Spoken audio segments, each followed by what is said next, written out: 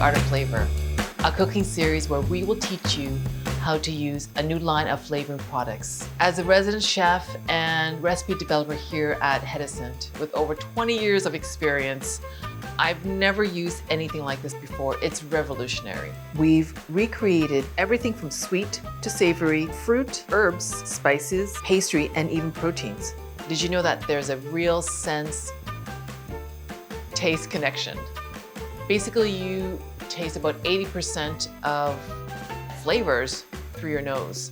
So what exactly is this food product? It's a liquid food flavoring that you can use to elevate recipes, drinks, dips, and so much more. We've got a really big lineup for our first show. I'm going to show you a few simple dishes to show you how to use our flavorings to elevate your everyday recipes to the next level. So let's get started. We're going to make a super healthy green smoothie. When I say super healthy green smoothie, it's going to be delicious too. We've got celery, romaine, spinach, ginger, almonds, medjool dates, water, flaxseed, banana, lemon, and green apple. We've got half a Granny Smith apple. I like it because it's tart and it's green. And as long as it's roughly chopped, you can cut it any way you like. Make sure you keep the skin on. That's where all the vitamins are and fiber. Half a lemon. This way you get all the lemon. Don't worry about the pith because actually it's good for you as well. I've got a little one here, but if you have a large blender, you can make enough for 2 days. Sometimes I extend it to 2.5 days. So I start with water, baby romaine, a celery, spinach, half an apple, got banana, lemon, almonds, medjool dates, ginger, some ground flaxseed, a pinch of salt. Cannot forget my kiwi flavoring. So I add about 12 to 15 in every drop. It brings the greens and the fruit a really well-balanced sweetness without added sugar. That's what's amazing. So isn't that gorgeous? I feel healthier just looking at it too. You just blend it until it's pureed and smooth. Super healthy, super green, super delicious. That's so delicious. And with just a little bit of kiwi with the addition of the greens, this is my everyday. This should be your everyday. This is for all my vegan friends out there or anyone who's trying to introduce more plant-based recipes and ingredients into their lives. We're making creamy vegan scrambled eggs. I've got 350 grams of extra firm tofu, a tablespoonful of vegetable oil. I've got it in a pan over medium-high heat before I add my tofu. I've got the pan nice and hot, so I'm going to crumble it. Crumble that as best you can. Using a wooden spoon, you can just break up any large remaining bits. You're going to cook this until your tofu is dry. That's going to take about 3 to 4 minutes. Got my kosher salt. I'm going to let that cook and then we're going to make our mixture. I've got about half a cup of oat milk. You can use almond milk, anything of good quality, thick and creamy, that's non-dairy. Got about a tablespoonful of nutritional yeast, and that's going to give you the beautiful cheesy umami flavor. I've got a quarter teaspoon of turmeric. That'll give you the beautiful yellow color of scrambled eggs, and a pinch of smoked paprika, just for a hint of color. I'm going to whisk that. Leave it. I'm going to check it.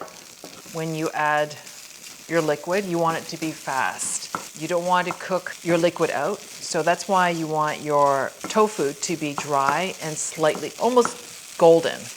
Let's finish our liquid.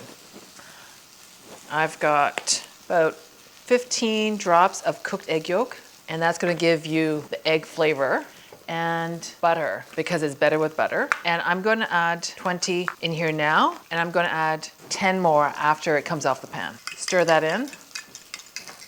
Check your tofu. That's ready. So I'm going to add all my liquid mixture here, the non-dairy, spices, my cooked egg yolk, and the butter flavoring. So I've got a good amount of liquid. I'm going to cook it until it looks a bit saucy and it smells like butter and eggs. There we have it. and it looks creamy. And what I want to do is add 10 more drops, and that's going to give me the butter flavor at the end when you taste it. Slice my bread. Thick sliced bread, scrambled eggs on top. I'm going to finish it with some pepper, microgreens. That's your creamy vegan scrambled eggs, and I fancied it up, but you know, you can have it any way you like it.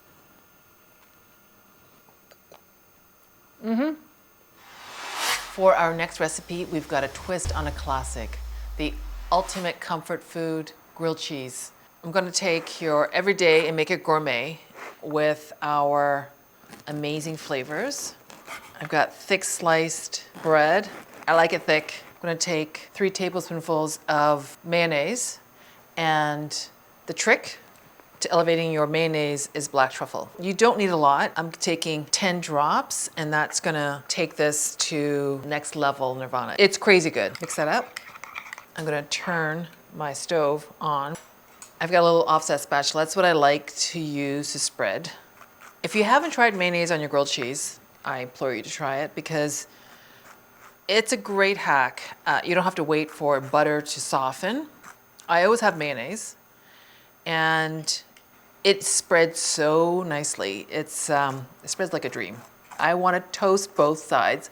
I want it crispy, I want it crunchy, I want it golden on both sides, so that every time you take a bite, you've got crispy on the outside, crispy on the inside, you've got double crispy.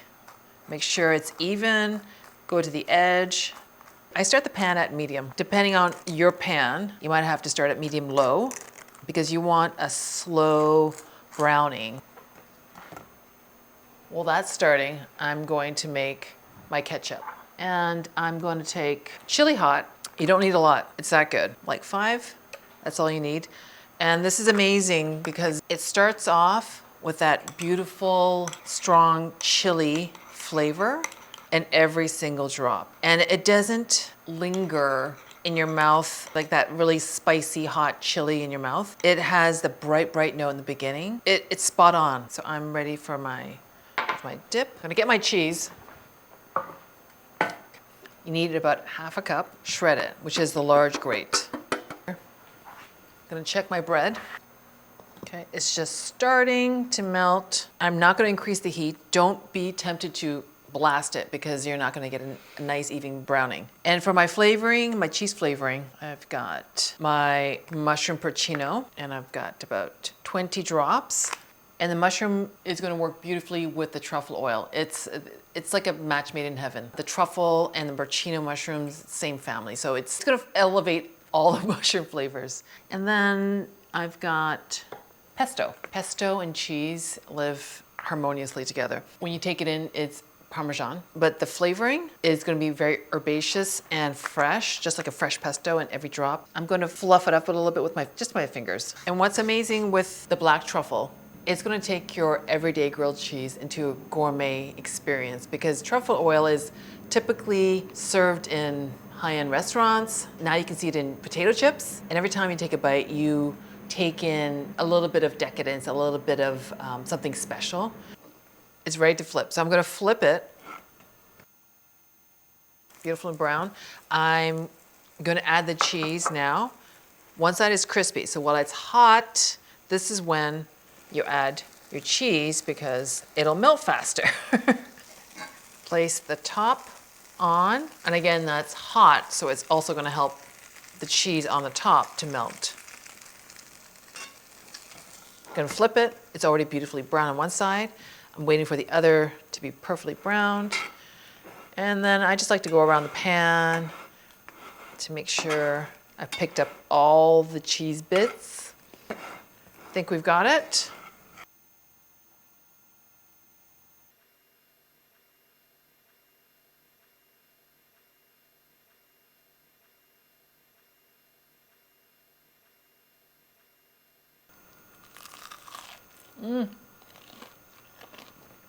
Did you hear that crunch? Perfect grilled cheese every time.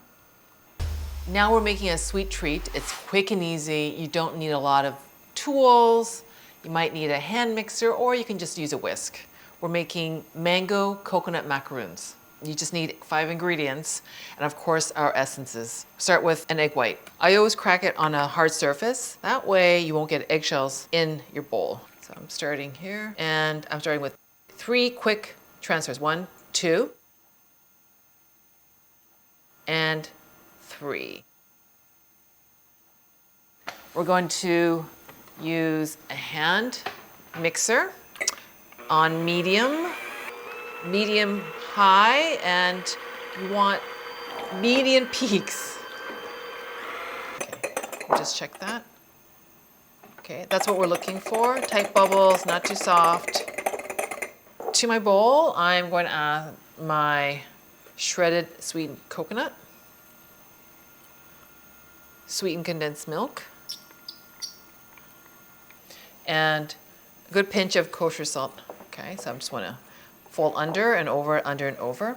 And to round out our flavoring, I'm using 20 drops of mango. I've got mango here because it complements the whole island theme of coconut, and it gives you a beautiful mango forward flavor. I've got 20 drops of coconut. I find shredded coconut has great texture. It doesn't really have coconut forward flavor. To obtain coconut flavor, you really need to toast it. The coconut essence is what brings the coconut flavor forward. And I've got Tahitian bean essence there. Tahitian bean flavoring delivers big on vanilla flavor and fruity floral note. It rounds out the coconut macaroon, and it works beautifully with the mango. It's a great investment because you don't have to have a bottle of expensive vanilla. So I've got everything combined. All I need to do is portion out by 2 tablespoonfuls onto a parchment-lined baking sheet. There we go. It's gonna make about 12 to 14 macaroons. So with clean hands, I just go around and I make a peak, a quick peak, and then you want a wider base. It doesn't have to be perfect, but it's gonna taste perfect and it's gonna look amazing. So that goes into the oven, a 325 oven, until the edges are browned, say 14 to 15 minutes. I think they're about ready. Let me take a quick look.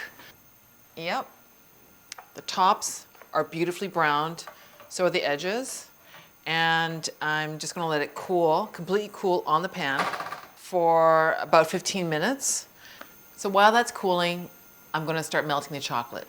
The key to melting chocolate is you want a fitted saucepan or a pot with the right size bowl.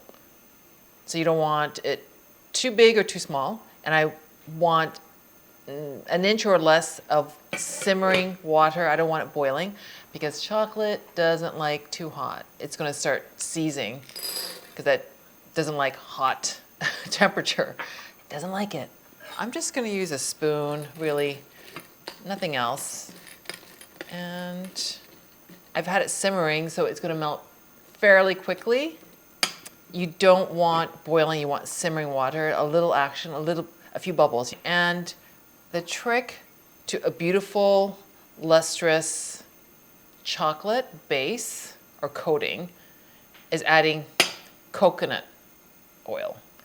And that's what's going to give it shine. It's going to help to harden the chocolate, and it's going to give chocolate its best self, basically. And you want to make sure your macaroons are totally cooled. Otherwise, when you dip your macaroon into the chocolate won't harden. You want a beautifully coated, hardened chocolate. I'm going to take it off because it's almost all melted. If you just keep stirring, it'll just melt perfectly. And to this chocolate, I'm going to add about 15 drops of more mango. You can add the coconut if you like to. It's whatever you choose. Honestly, choose your own venture. See how beautiful? That's gorgeous. Okay, that's what you want. And that's with the addition of the coconut oil. So I'm gonna check my macaroon. Yep, it's totally cool. The trick to dipping is I'm going to let a little bit slide off at the edge of the bowl, just enough of the base, and then I'm gonna go back and don't move it. Don't kind of wobble it around, otherwise it'll make a big mess. That's my last one. That goes into the refrigerator until it's totally set. We're talking 10, 15 minutes, and then you can store it at room temperature in a covered container or just leave it out, and then everyone will just grab one as they go. There we go. These have been chilling for about 15 minutes. You just want the chocolate to set. Look how beautiful that looks. And a beautiful browning on top. And I like a cold macaroon. That's just me. I like cold chocolate bars too. It's crunchy, chocolatey, mango-y, coconutty, and Tahitian beanie. Got everything I love. And your base is nice and set. Okay, so there you have it.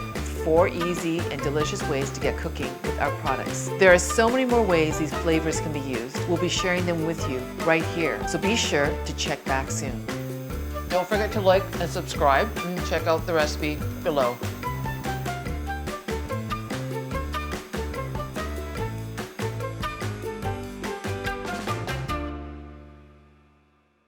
Okay, see you soon.